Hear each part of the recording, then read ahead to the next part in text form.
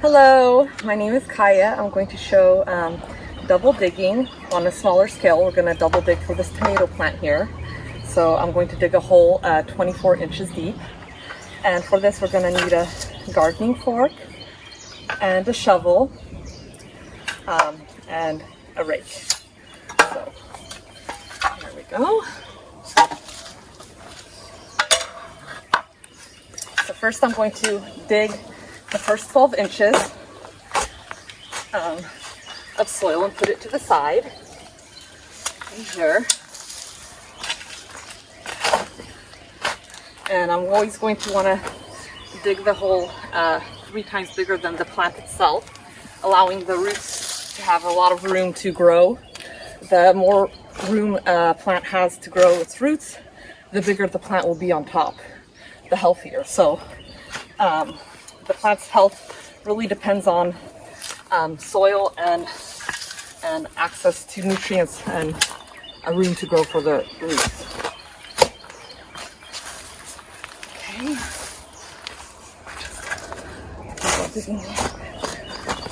Dig it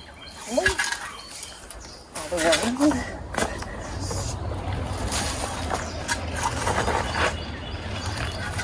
Taking all the excess dirt out. Okay, so now we're at the second layer of soil. So we've dug 12 inches. I can check because it's the length of this shovel. Okay, and at the second layer of soil, it's called the hard pan. So it's going to be a little bit harder. And when we do this, we take the fork and we just break it up by making little mini circles all the way so the fork reaches all the way down, and then we lift up the soil. If it's too hard, then we do a little bit at a time. So the soil, I think, has a lot of play in it.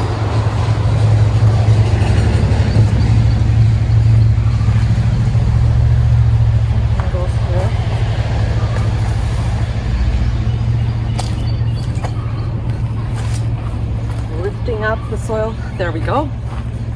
Hook up that part, and just moving along every 6 inches or so, puncturing it and then lifting the soil, puncturing,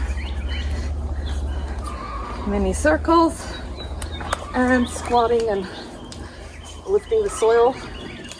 And then I make sure I don't bend over. I'm always using my legs to squat, so I don't injure my lower back. And lifting the soil, and finally I can just mix that soil in, really breaking up any clots. So now I know I can check and see that the fork goes all the way in. So we know that it has been loosened 24 inches deep, which will make this tomato plant very happy because it'll have a very easy time spreading its roots into the ground, accessing all nutrients. This will stimulate microbial activity because allowing the air to get to the deeper layers of the soil.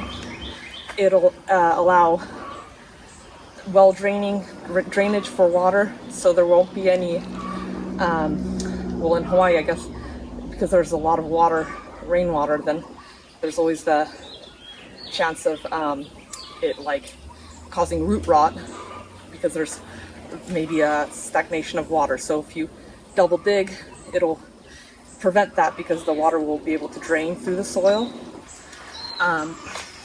So now we want to add some compost to this layer, and here we have homemade compost full of maggots and everything and worms. So we're gonna spread it over here, compost, and spreading the compost to this layer will allow the tomato plant to reach these nutrients at a later time after it's grown. So really just giving it the best ever nutrition. So now I am going to add the top layer of soil back on, breaking up any clots. I could just do it with my hands, or I can do it with my shovel.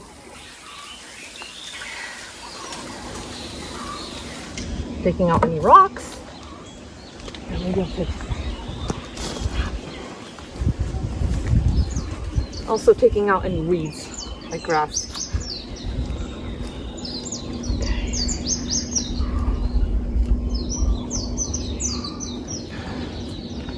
What you can notice about soil is the top layer of soil here is much darker, and then the bottom layer of soil has a more lighter shade. So it's just because the top layer has more organic material from like dead leaves and other plant life that has rotted on top.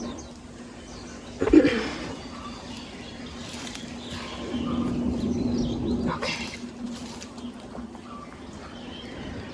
Wow, this is a lot of soil, duck. So.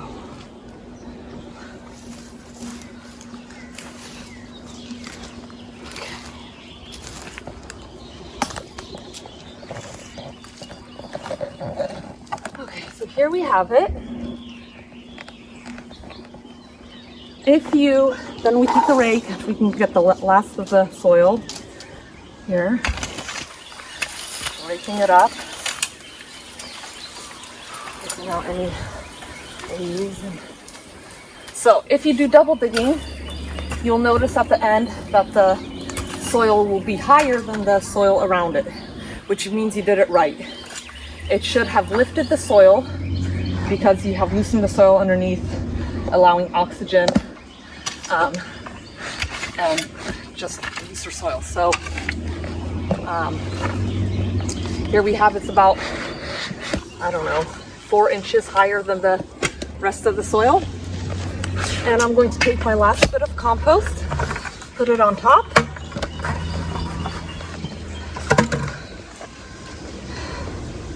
Spread it around, and I can take the gardening fork again, or a hand cultivator, whichever you want, and just dig it in, fork it in. You want the compost to be 6 inches into the soil. You don't want to see the compost on top because it's just going to, the sun will just take out all the nutrients.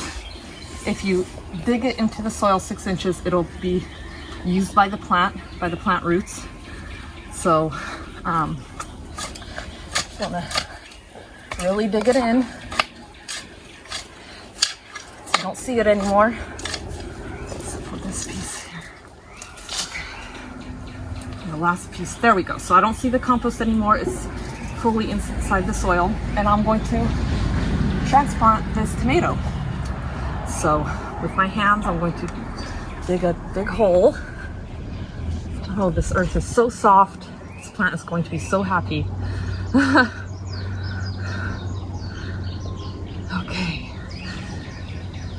You want to dig a pretty big hole, bigger than the pot itself. Here we have. And we can check. Yeah, it is a pretty big hole. So when we transplant, just want to, loosen the plant from the sides and the bottom, and carefully holding the soil, lifting it out like that. You never want to pull the plant by its stem because you can rip it. So now I just kind of massage the roots a little bit, and I am going to see that holding it here, I'm gonna have to fill the hole a little bit in.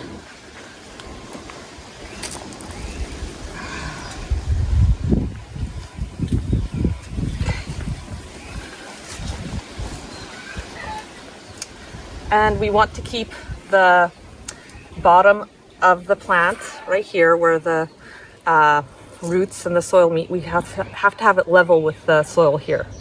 So So because otherwise it can rot.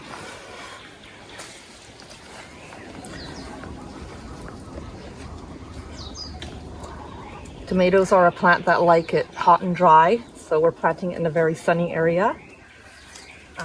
With double digging, it'll allow the water to, drain well, so the tomato will really like that because it won't be sitting in water. So now the tomato is here and has plenty of room to grow.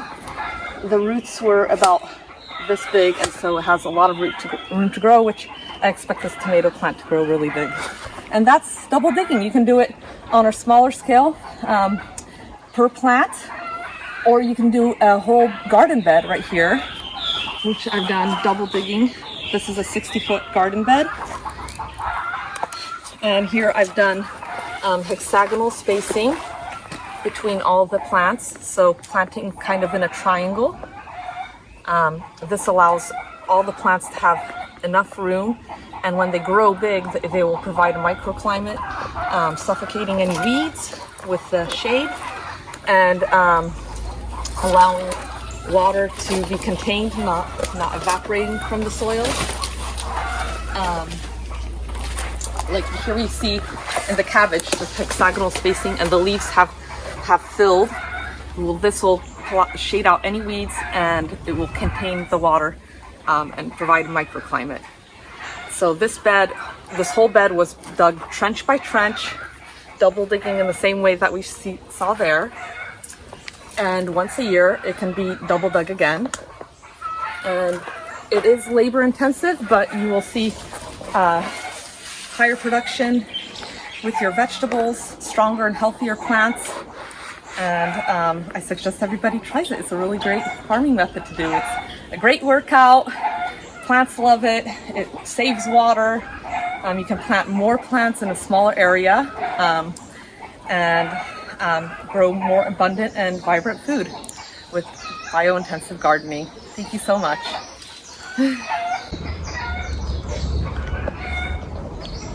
Okay, so one important thing to remember after you have planted your bio-intensive gardening bed is if you are going to water, to reduce compaction of the soil, you want to water doing overhead watering. So you take your water spigot and you point it up, and the water goes up in a U and down, and only the weight of the water falls on the plant, versus just pouring directly on the plant, and just going like this. It will compact the soil, and that's not what we want. So if you do the overhead watering, it mimics rainwater fall, so that's what you want to do. So yeah, thank you.